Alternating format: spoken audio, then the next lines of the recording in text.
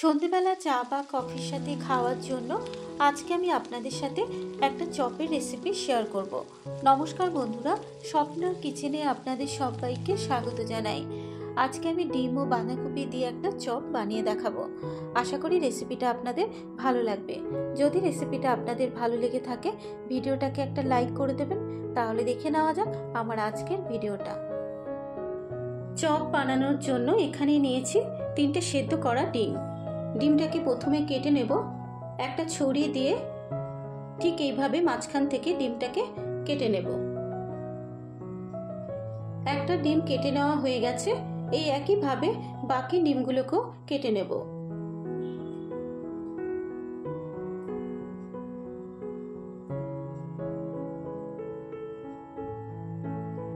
তিনটে ডিম কেটে নেবার পর এবার ডিমের মধ্যে দিয়ে দেবো স্বাদ মতো নুন, দেব খুব সামান্য পরিমাণে একটু হলুদ গুঁড়ো, আর দিয়ে দেবো খুব সামান্য পরিমাণে একটু লঙ্কার গুঁড়ো। এবারে নুন, হলুদ গুঁড়ো, লঙ্কার গুঁড়ো দেবার পর ডিমগুলোকে খুব ভালো করে মেখে নেব।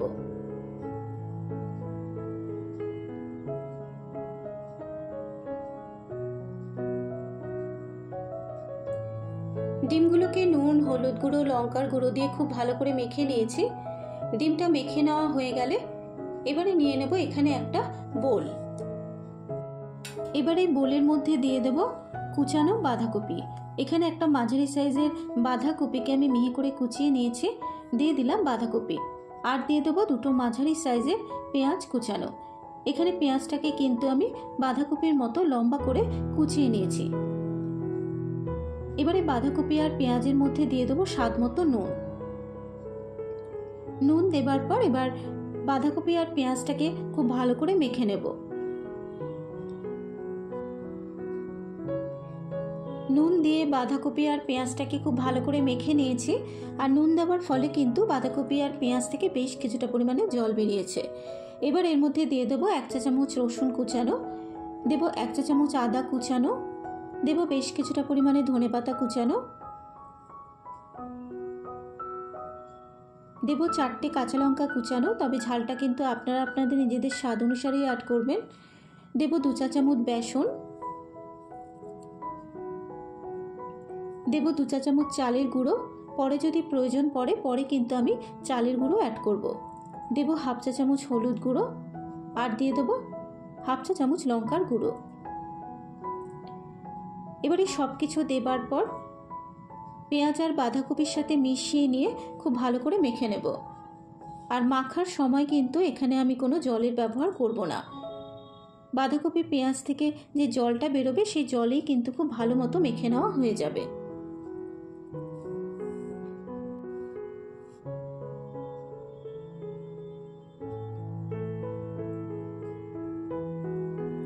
মাখতে মাখতে যেহেতু এখানে আমার মনে হয়েছে আর একটু চালের গুঁড়ো লাগবে, তাই এখানে আমি দিয়ে দেবো আরও 1 চা চামচ মতো চালের গুঁড়ো। তবে বেসনের থেকে চালের গুঁড়োর পরিমাণটা যদি একটু বেশি দেওয়া হয় চপটা কিন্তু খেতে খুবই মচমচে হবে।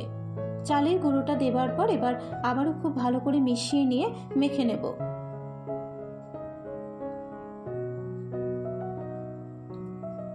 সব কিছু মিশিয়ে নিয়ে খুব ভালো করে মেখে নেওয়া হয়ে গেছে। এবারে 5 মিনিটের জন্য ঢেকে রেখে দেব বাঁধাকপি আর পেঁয়াজটা নরম হওয়ার জন্য। 5 মিনিট পর এবার আমি ঢাকনাটাকে খুলে আবারও একবার একটু খুব ভালো করে মেখে নেব। আর 5 মিনিট ঢেকে রাখার ফলে পেঁয়াজ আর বাঁধাকপিটা কিন্তু বেশ অনেকটাই নরম হয়ে গেছে। এবারে ডিমগুলোকে কোট করে নেব। প্রথমে একটা ডিম নিয়ে অল্প করে একটু ব্যাটার নিয়ে তার উপরে আমি ডিমটাকে ঠিক এইভাবে বসিয়ে নিয়ে ওপর থেকে আবারও বাঁধাকপির ব্যাটারটা নিয়ে ঠিক এইভাবে পুরো ডিমটাকে কোট করে নিতে হবে। একটা চপ দেখুন আমি রেডি করে নিয়েছি। এই একইভাবে বাকি ডিমগুলোকেও বাঁধাকপির ব্যাটার দিয়ে কোট করে নিতে হবে।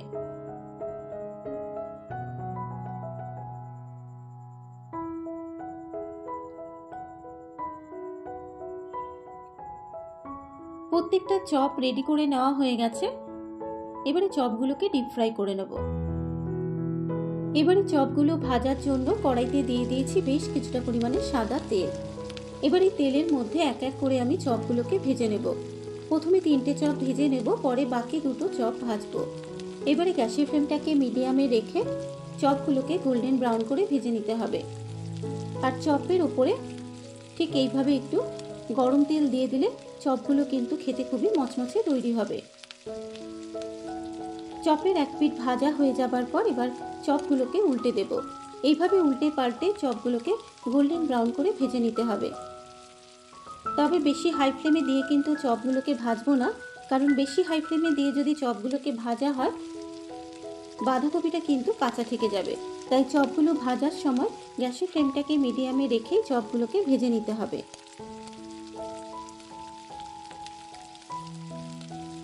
মিনিট 5 ক্রমাগত নাড়াচাড়া করে নেবার পর দেখুন চপগুলো কিন্তু গোল্ডেন ব্রাউন করে ভেজে নেওয়া হয়ে গেছে। এবারে চপগুলোকে একটা পাত্রের মধ্যে তুলে নেব।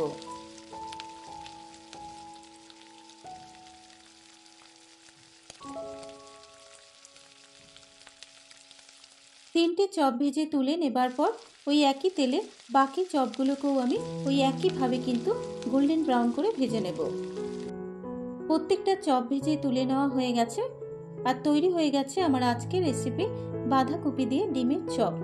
আশা করি রেসিপিটা আপনাদের ভালো লাগবে। যদি রেসিপিটা আপনাদের ভালো লেগে থাকে আপনারা এভাবে একবার বাড়িতে ট্রাই করবেন ও আমাকে কমেন্ট করে জানাবেন রেসিপিটা আপনাদের কেমন লাগলো।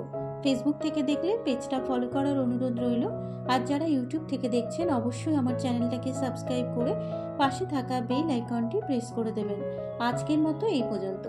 আবারও হাজির হয়ে যাব অন্য কোনো নতুন রেসিপি নিয়ে। সুস্থ থাকবেন, ভালো থাকবেন। ধন্যবাদ।